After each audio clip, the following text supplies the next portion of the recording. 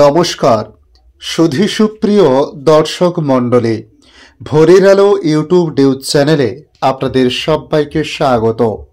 আজ 29শে অক্টোবর বুধবার। আপনারা দেখছেন ভোরের আলোয় আবহাওয়ার আপডেট। অন্ধ্রের উপকূলে আছড়ে পড়ল ঘূর্ণিঝড় মন্থা। ঝড়ের গতিবেগ ঘন্টায় ছিল 90 থেকে 100 কিমি। এর ফলে বাংলায় ভারী বৃষ্টির আশঙ্কা প্রকাশ করা হয়েছে আজ এবং আগামীকাল। বিশেষ করে উত্তরবঙ্গে আগামী 30 থেকে 31 তারিখ ফের ভারী থেকে অতি ভারী বৃষ্টির সতর্কতা জারি করা হয়েছে। তবে আজ দক্ষিণবঙ্গে এই মন্থার প্রভাব কতটা পড়তে চলেছে কি জানাচ্ছে আবহাওয়া দপ্তর, তুলে ধরব আজকের এই ভিডিওর মাধ্যমে। আসছি বিস্তারিত আলোচনায়। প্রবল ঘূর্ণিঝড় হয়ে অন্ধ্রের উপকূলে আছড়ে পড়ল গতকাল রাতে মন্থা, যার গতিবেগ ছিল ঘন্টায় 100 কিমির কাছাকাছি।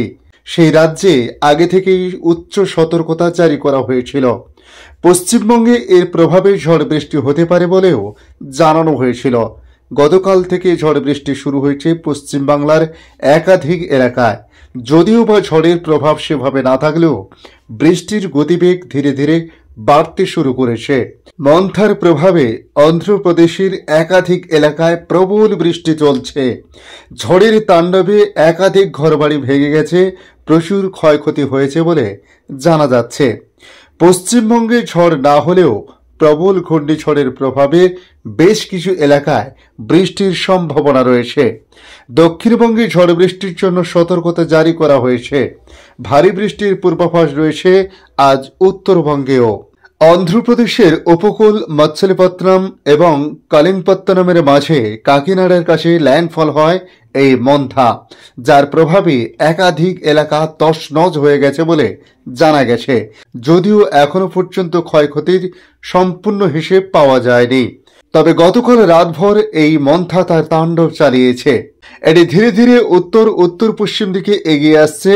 ভারতীয় মৌসুম ভবন অর্থাৎ আইএমডি জানিয়েছে ল্যান্ডফলের সময় এর গতিবেগ ছিল 90 থেকে 100 কিলোমিটার প্রতি ঘন্টায়।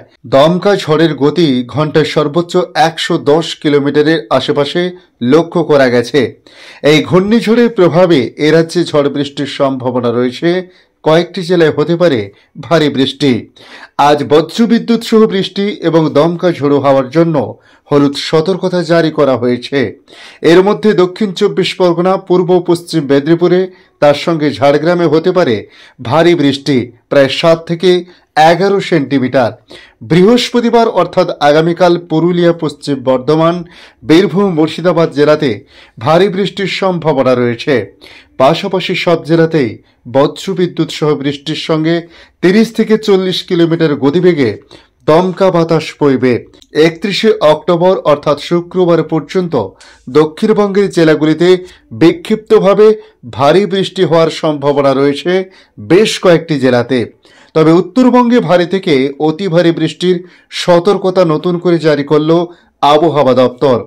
আজ জলপাইগুড়ি, উত্তর দক্ষিণ দিনাজপুর, মালদাহতে বজ্রবিদ্যুৎ এবং ঝড় বৃষ্টির জন্য হলুদ সতর্কতা জারি করা হয়েছে। আগামীকাল বৃহস্পতিবার থেকে উত্তরবঙ্গে বৃষ্টি বাড়বে।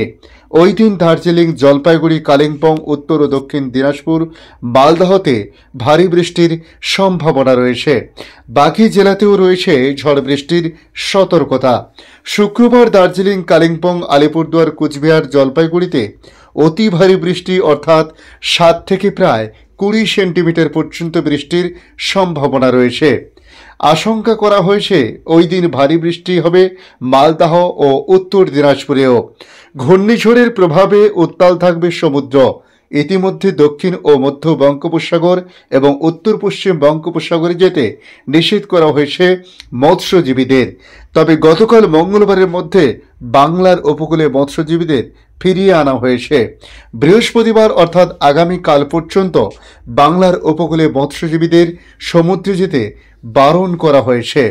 আজকের আপডেট এই পর্যন্ত। পরবর্তী আপডেটের জন্য আমাদের এই ইউটিউব নিউজ চ্যানেলটিকে সাবস্ক্রাইব করে কাছে বেল চিহ্নতে ক্লিক করে অল চিহ্নতে প্রেস করে রাখার জন্য রিকোয়েস্ট করলাম। পাশাপাশি আপনাদের কাছে অনুরোধ করব ভিডিওর কোনো অংশে যদি আপনাদের কিছুটা প্রয়োজনীয় এবং উপকারী মনে হয় তাহলে অবশ্যই একটি লাইক করে যেতে পারেন। ধন্যবাদ।